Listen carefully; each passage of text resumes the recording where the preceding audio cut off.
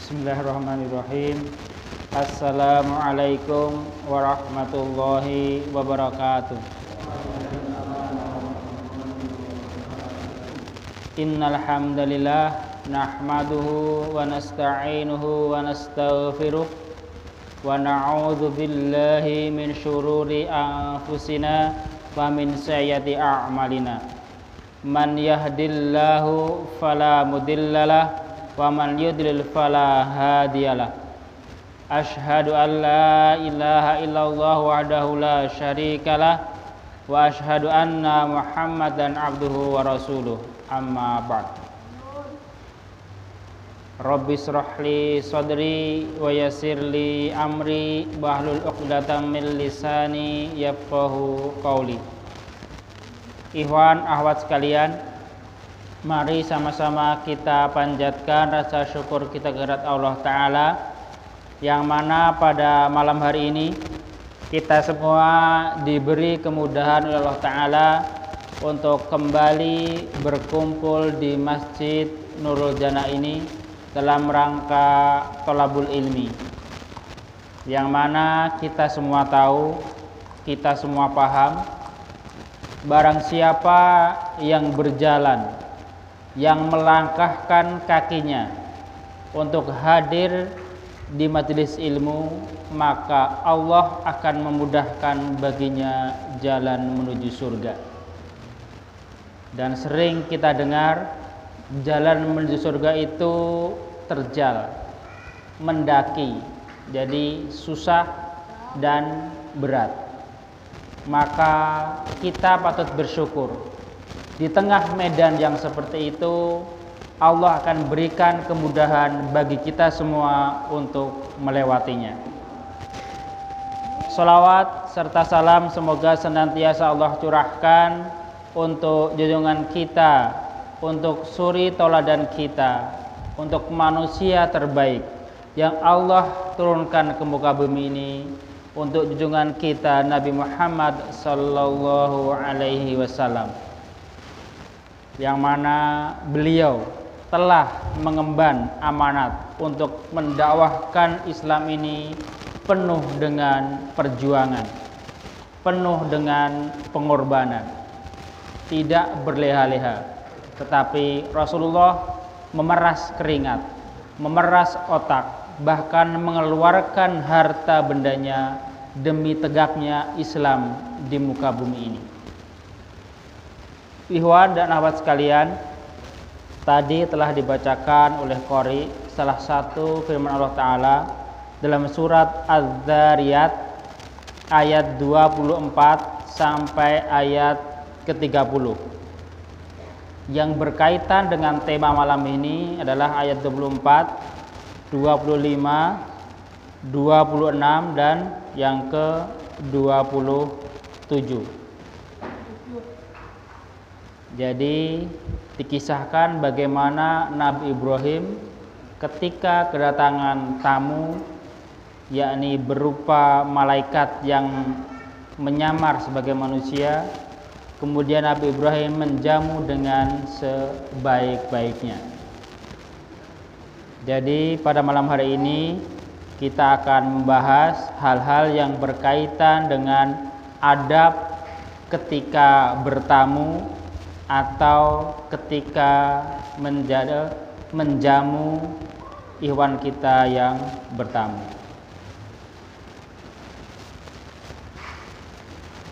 Kita mulai dari adab atau sunnah bagi tuan rumah. Jadi bagi orang yang menerima tamu. Yang pertama, ketika mengundang seseorang, artinya mengundang orang lain untuk bertamu ke rumah kita, hendaknya mengundang orang-orang yang bertakwa, bukan orang-orang yang fajir, bukan orang-orang yang bermudah-mudahan dalam melakukan dosa. Sebagaimana sabda Rasulullah sallallahu alaihi wasallam, la tusahib illa mu'minan wa la ya'kul ta'amaka illa taqi. janganlah engkau berteman melainkan dengan seorang mukmin, dan janganlah memakan makananmu melainkan orang yang bertakwa. Hadis riwayat Abu Daud dan At-Tirmidzi. Jadi ketika kita mengundang orang lain untuk datang ke rumah kita, harus dilihat dulu profilnya. Apakah dia orang baik atau dia orang buruk? Dia orang beriman atau dia orang kafir? Nah, itu harus dilihat. Jangan asal mengundang. Jadi utamakan mengundang orang-orang yang beriman, orang-orang yang bertakwa, orang-orang yang baik. Kenapa? Salah satunya karena ketika kita menjamu orang lain, pasti kita akan mengeluarkan jamuan untuk mereka. Tadi seperti contohnya Nabi Ibrahim. Nah, dengan mengundang orang-orang yang baik, orang-orang yang beriman, orang-orang yang bertakwa, maka makanan yang kita berikan, minuman yang kita sajikan akan menguatkan badannya untuk beribadah kepada Allah.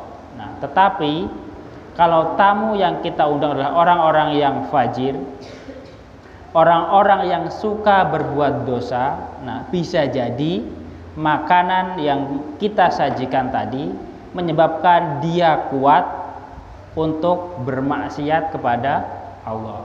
Nah, jangan sampai tadi kita menjadi penyebab atau kita punya andil ketika mereka bermaksiat seperti itu. Maka utamakan mengundang orang-orang yang beriman dan bertakwa.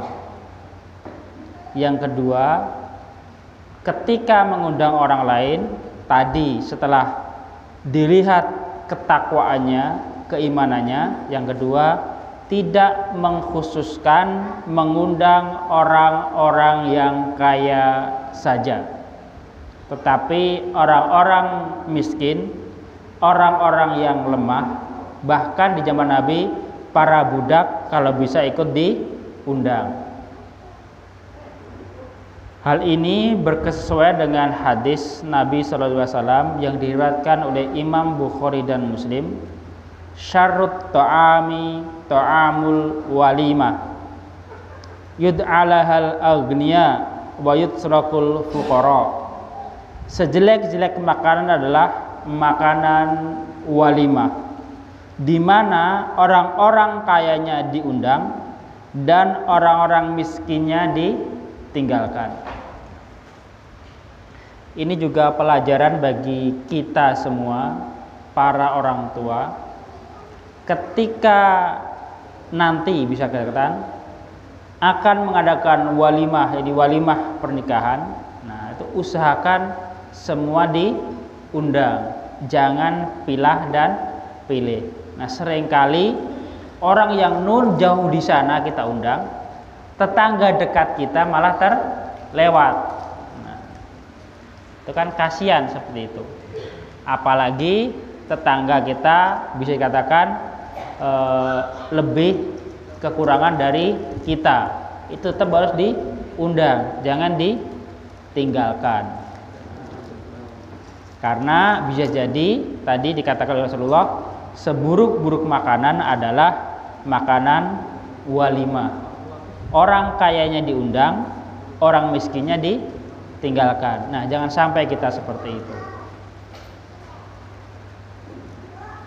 Yang ketiga, tidak mengundang seseorang yang diketahui akan memberatkannya kalau diundang.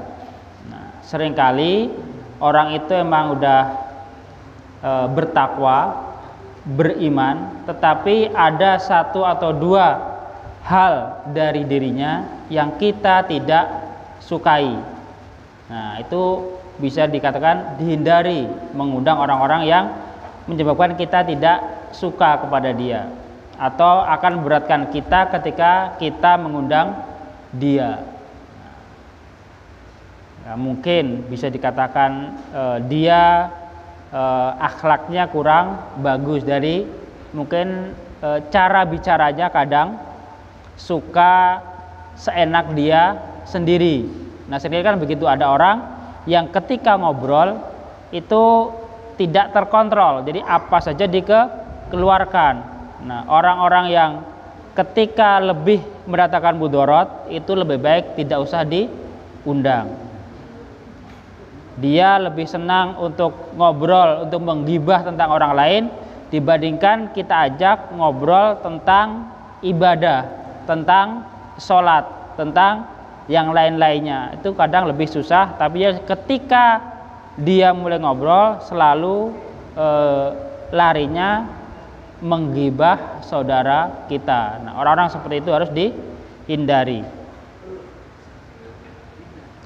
Kemudian disunahkan mengucapkan selamat datang kepada para tamu, sebagaimana hadis dari Ibnu Abbas radhiyallahu anhu, tatkala utusan Abi Qais datang kepada Nabi sallallahu alaihi wasallam, beliau bersabda, marhaban bil fafdi alladhi ja'u ghaira khazaya wala nadama. Selamat datang kepada para utusan yang datang tanpa merasa terhina dan menyesal. Nah, artinya ketika tamu datang ke rumah kita itu tidak didiamkan saja. Kita sambut, kita ucapkan selamat datang ke tempat kita. Nah, mungkin dengan kata-kata seperti itu dia akan merasa lebih akrab, seolah-olah seperti saudara yang sudah lama tidak bertemu. Jangan justru ketika ada tamu datang ke rumah kita, nah kita tampakkan sikap yang tidak enak. Nah, itu menyebabkan tamu akan merasa sungkan juga ketika datang ke rumah kita.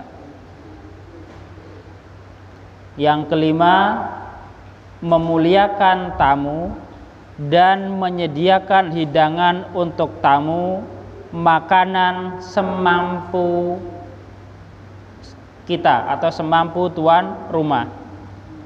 Akan tetapi tetap berusaha sebaik mungkin untuk menyediakan yang terbaik. Nah, Allah Ta'ala berfirman tadi dalam surat Az-Zariyat tentang kisah Nabi Ibrahim alaihissalam, a'udzubillahi minasyaitonirrajim, faragha ila ahlihi faja'a bi'idlin samin faqarrabahu ilaihim qala ala ta'kulun. Dan Ibrahim datang kepada keluarganya dengan membawa daging anak sapi gemuk. Kemudian ia dekatkan makanan tersebut kepada mereka, jadi para tamu-tamu tadi, sambil berkata, tidakkah kalian makan? Artinya tuan rumah itu sebisa mungkin menjamu dengan jamuan yang terbaik. Jangan sampai tamu datang kita sajikan sesuatu yang buruk. Nah, seperti tadi Nabi Ibrahim itu terkenal sebagai seorang yang senantiasa memuliakan tamu-tamunya. Seperti tadi dikisahkan, 3 orang datang, kemudian mendatangi keluarganya, lalu dipotongkan seekor anak sapi. Mungkin kalau kita mustahil lah motong anak sapi, tetapi yang terbaik yang ada di rumah kita itu yang kita hidangkan. Jangan sampai ketika tamu datang justru malah kita ambil makanan-makanan yang buruk. Jangan sampai, tapi kita ambilkan makanan-makanan yang terbaik yang ada di rumah kita. Kalau ada buah, yang kan buah yang paling segar yang kita hidangkan untuk tamu kita. Jangan sampai buah-buahan yang sudah beberapa hari di kulkas atau bisa dikatakan hampir-hampir busuk, itu yang disajikan kepada tamu. Jangan sampai. Kita sajikan yang terbaik untuk tamu-tamu kita. Dan dalam penyajiannya tidak bermaksud untuk bermegah-megahan dan berbangga-banggaan. Nah, ini juga tidak boleh. Artinya ketika menjamu tamu, dia mampunya, bisa dikatakan contohnya saja yang paling gampang, ketika ngasih makan hanya bisa dengan lauk sayur asam dan ikan asin. Nah, itu tidak perlu dia harus pinjam ke tetangga agar bisa membeli daging rendang. Tidak perlu seperti itu. Yang terbaik tadi, kalau kemampuannya tadi sayur asam dan ikan asin, itu yang kita sajikan. Tidak perlu bermegah-megahan, berbangga-banggaan. Nah, justru sebagian dari kita itu ketika dijamu dengan jamuan sesuai dengan kemampuannya yang diberikan secara ikhlas, tidak bermegah-megahan, tidak berbangga-banggaan, justru kita lebih enak dalam menikmatinya dibandingkan dia bersusah-susah sampai menghutang ke tetangga untuk menjamu tamunya, malah terkadang kita menjadi tidak enak untuk menikmatinya. Seperti itu. Kemudian ketika tamu yang kita undang itu banyak dan tertata dengan rapi, dahulukan tamu yang sebelah kanan daripada tamu yang sebelah kiri. Dahulukan tamu yang lebih tua daripada tamu yang lebih muda.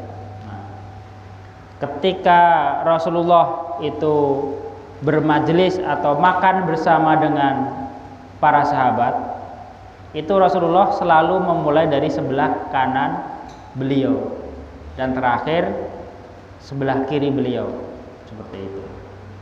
Dan ketika ada orang tua, Rasulullah itu bersabda, malam yarham saghirona fayujillu kabirona falaisa minna.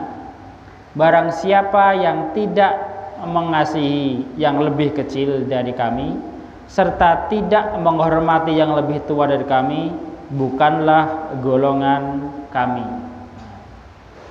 Maka ketika ada tamu, usahakan untuk lebih mengutamakan atau mendahulukan yang lebih tua dibandingkan yang muda. Kemudian ketika menghidangkan makanan, jangan sampai mengangkat makanan tersebut yang telah dihidangkan sebelum tamu selesai menikmatinya. Artinya tamu sudah puas, sudah cukup dengan yang dia makan, baru kita bereskan atau kalau ada kelebihan dari makanan tersebut atau wadah-wadahnya baru kita bereskan. Jangan sampai tamu masih menikmati makanannya sudah dibereskan. Nah, itu mengakibatkan tamu merasa tidak nyaman. Dan juga usahakan ketika tamu sedang menyantap hidangan yang kita sediakan, ajak mereka berbincang-bincang dengan pembicaraan yang menyenangkan. Karena itu tadi menyebabkan semakin akrabnya antara kita dengan tamu kita.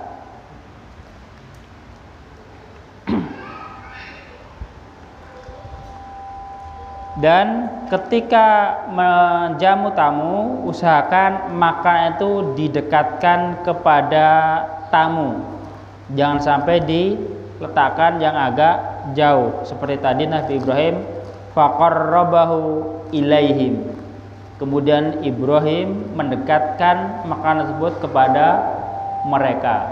Nah, artinya hidangan yang kita sediakan didekatkan kepada tamu-tamu kita. Jangan sampai dijauhkan dari para tamu.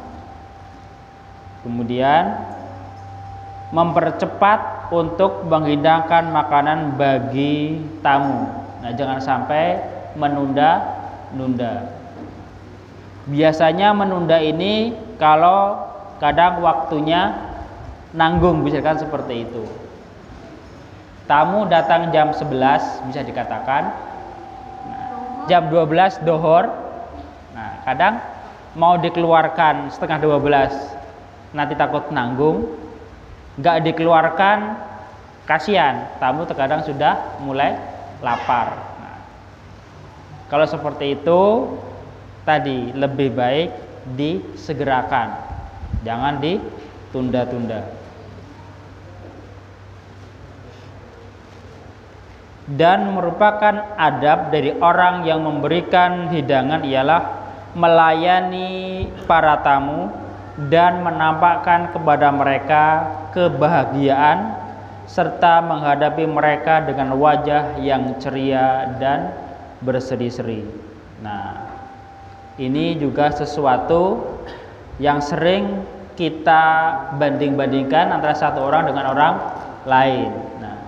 Nah, kalau bertamu ke sana enak, tuan rumahnya ramah, murah, senyum, tidak jutek.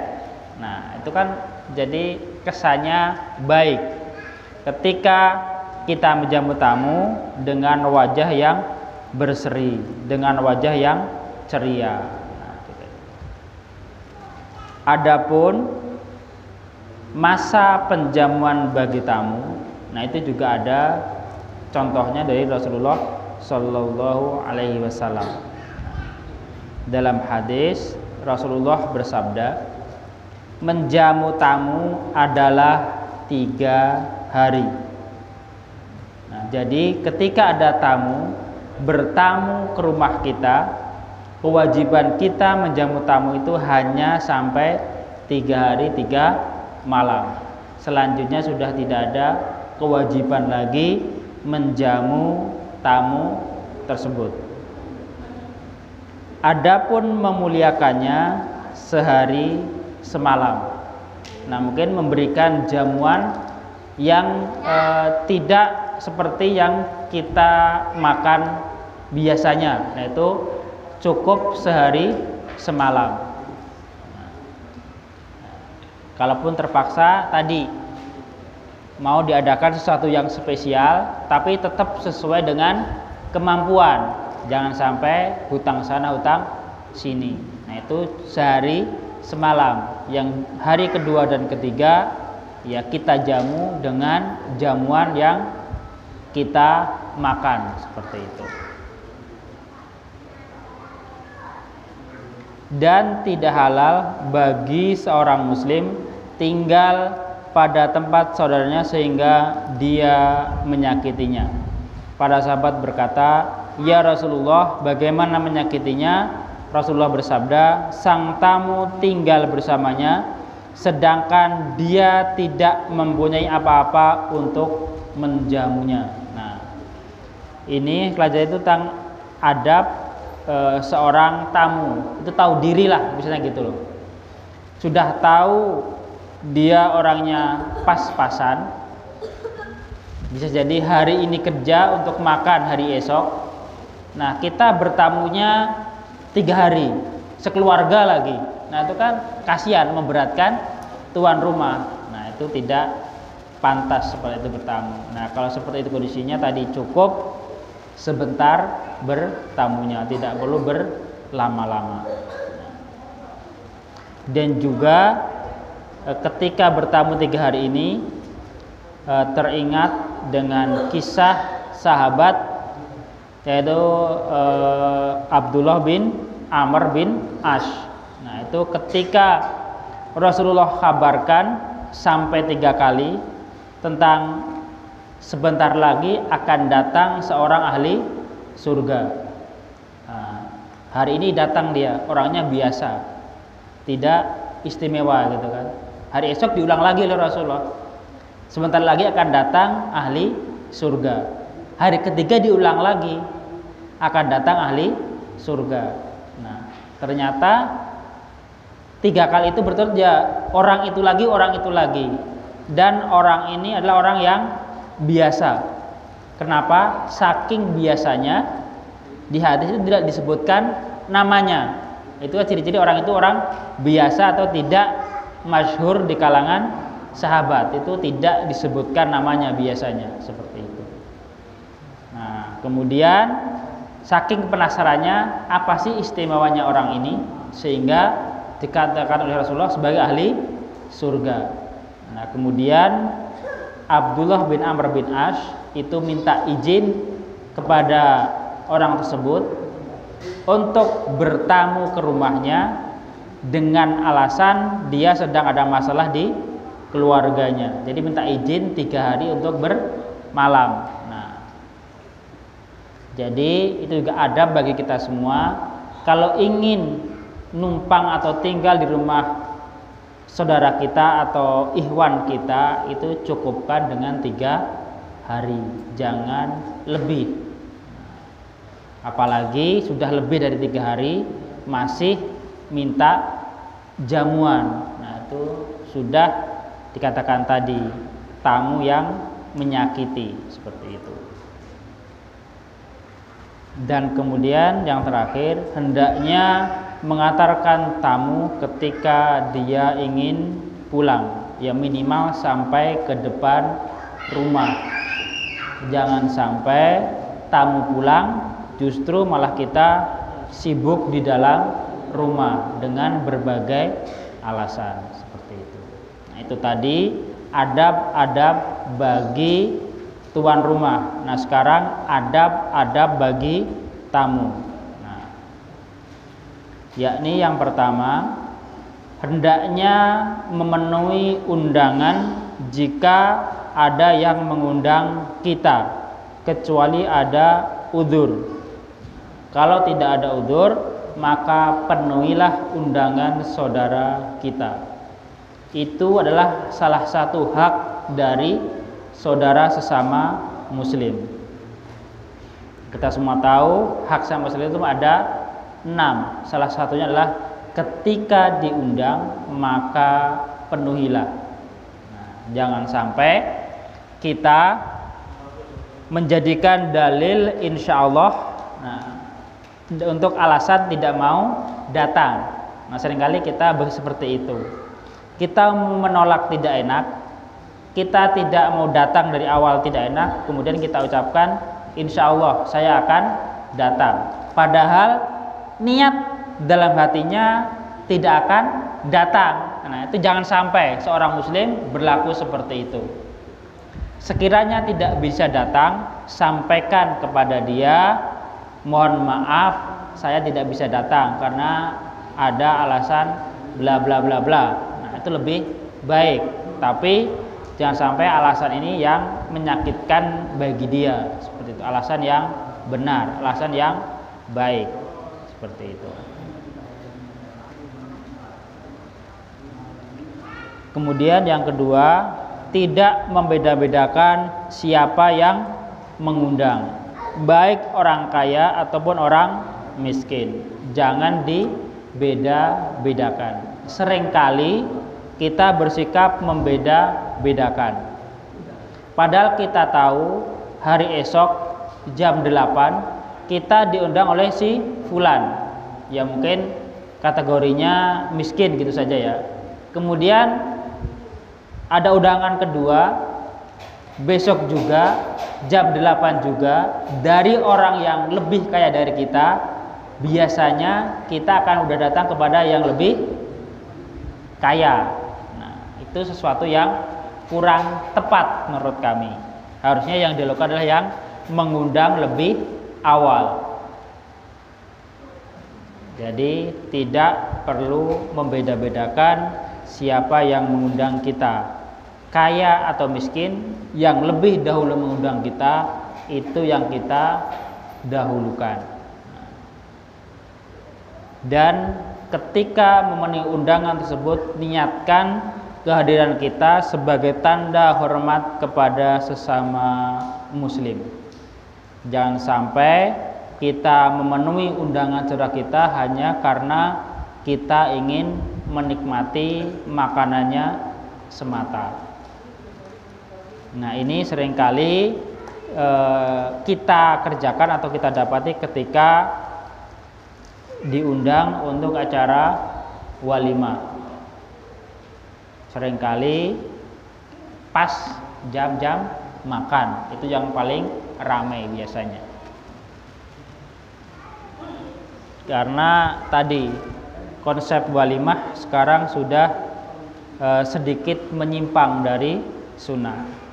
Seharusnya walimah itu adalah acara undangan makan, bukan undangan untuk yang lainnya. Jadi tamu mau datang kapan saja, tetap dia prioritasnya untuk makan, bukan untuk yang lainnya. Nah, karena sekarang sudah sistemnya seperti itu, harus ada amplop minimal. Nah, itu menjadikan acara walimah yang bernilai ibadah seperti sebuah bisnis seperti itu. Kemudian masuk ke dalam rumah dengan seizin tuan rumah. Begitu juga ketika pulang. Nah, itu harus seizin tuan rumah. Jangan sampai main selonong sana, selonong sini.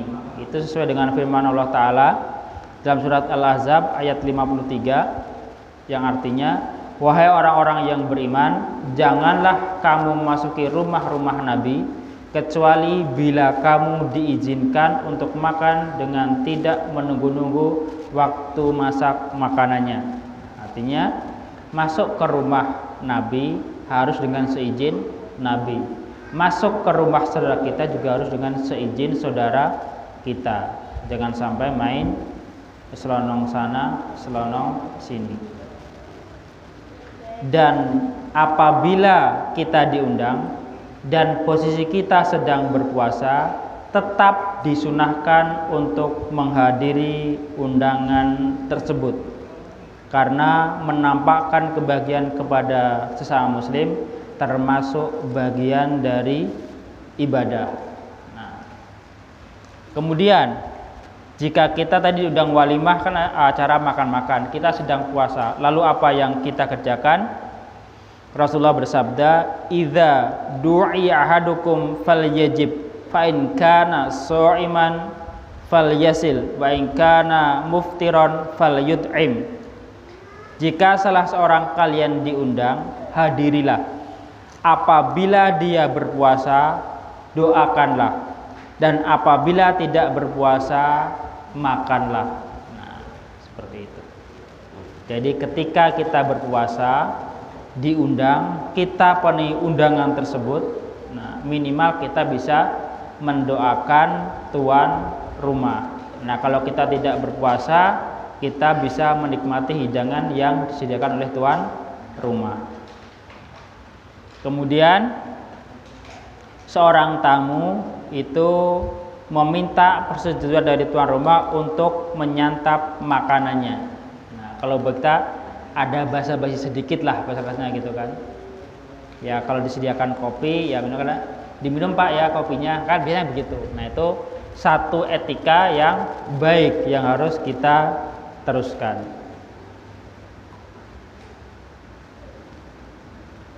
Kemudian ketika bertamu, hendaknya seorang itu berusaha semaksimal tidak memberatkan tuan rumah. Jangan sampai kita bertamu memberatkan tuan rumah seperti itu. Sudah tahu tadi contohnya tuan rumah itu adalah tergolong miskin. Makanannya aja bisa sehari makan, sehari tidak. Kita bertamu 3 hari dan minta jamuan. Nah, itu kan memberatkan tuan rumah, kasihan. Maka tamu itu harus tahu diri kepada siapa dia bertamu. Jangan sampai menjadi tamu yang memberatkan tuan rumah, atau bertamu yang terlalu lama. Mungkin kita datang ke rumah saudara kita, udah waktu sehabis isya gitu kan. Nah, udah sehabis isya, dia punya anak kecil, kita bertamunya sampai jam 12. Kan kasihan, kadang anak sudah mulai nangis, sudah mulai merengek, tapi tamu tidak segera pulang. Itu kasihan kepada tuan rumahnya. Apalagi anak kecilnya tidak hanya satu, nah, ada yang 2, 3, punya 3 balita. Nah, biasanya tidurnya satu dengan ibunya, yang agak gede dengan bapaknya. Ini ada tamu agak bandel, udah jam 10 belum mau pulang-pulang. Nah, kasihan tuan rumah kalau seperti itu, anak jadi susah tidur. Nah, seperti itu. Kemudian sebagai tamu kita dianjurkan membawa hadiah untuk tuan rumah, karena hal itu dapat mempererat kasih sayang antara sesama muslim. Rasulullah bersabda, berilah hadiah di antara kalian, niscaya kalian akan saling mencintai. Nah, jadi ketika bertamu membawa oleh-oleh itu bukan diniatkan sedekah, bukan, tapi memberi hadiah seperti itu. Karena dengan memberi hadiah itu akan mempererat kasih sayang antar sesama muslim.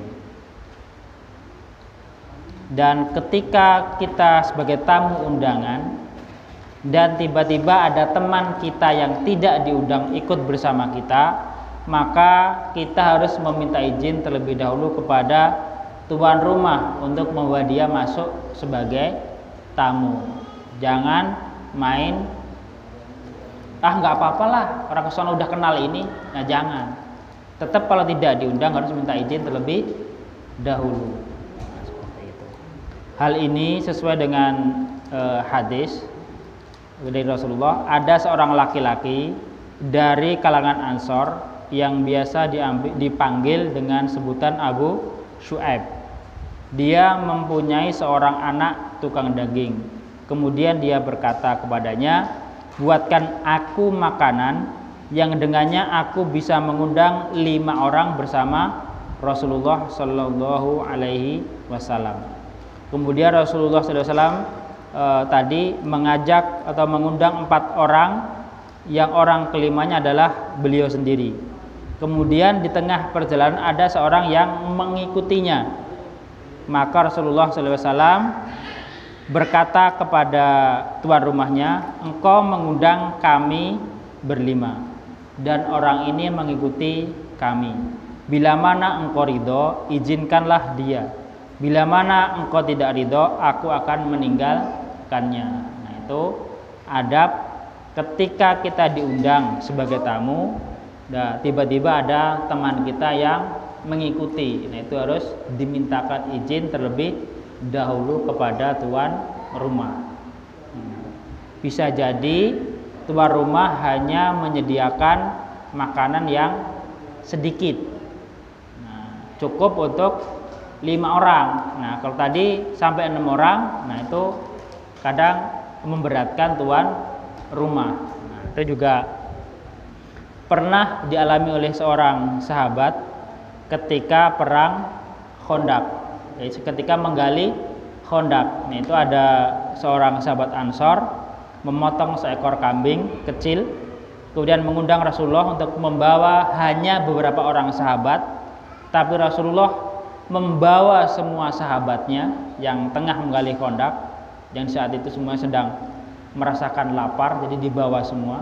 Nah, itu menyebabkan tuan rumah kaget. Bisa dikatakan kalau kita mungkin marah si istri kepada suami. Nah, sampai dikatakan, bukankah tadi saya katakan undang Rasulullah dan hanya beberapa sahabatnya saja, kenapa yang datang Rasulullah dan semuanya? Nah, kemudian dijelaskan sebenarnya telah mengundang hanya Rasulullah dan sahabat, tapi Rasulullah membawa semuanya. Tetapi karena itu yang membawa Rasulullah, maka si istri tenang. Lah, kalau kita saat ini jangan berlaku seperti itu.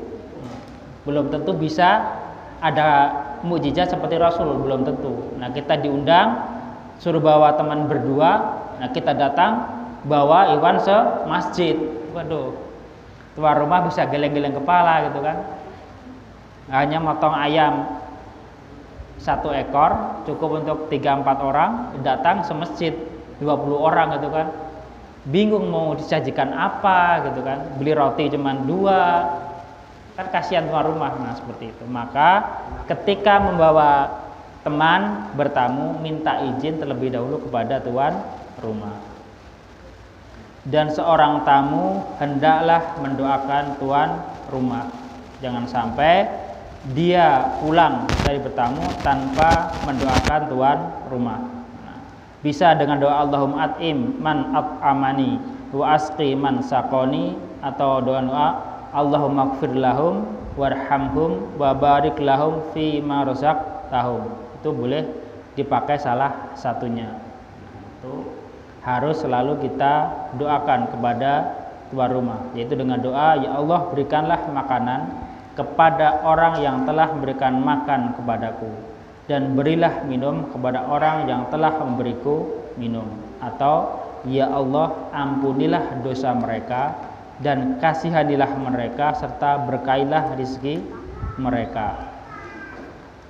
Kemudian yang terakhir, ketika selesai bertamu, hendaklah seorang tamu itu pulang dengan lapang dada, dengan ridho. Jangan sampai kita pulang dari bertamu dengan perasaan yang tidak ridho kepada tuan rumah. Itu seringkali tadi mungkin didapatkan ketika diundang di acara walimah, pesta pernikahan.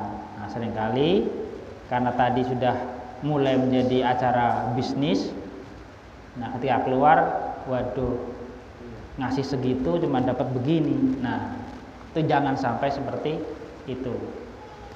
Atau tadi ketika bawa hadiah, saya bawa hadiahnya aja segini, cuma dapat jamuan segini. Nah, itu jangan sampai.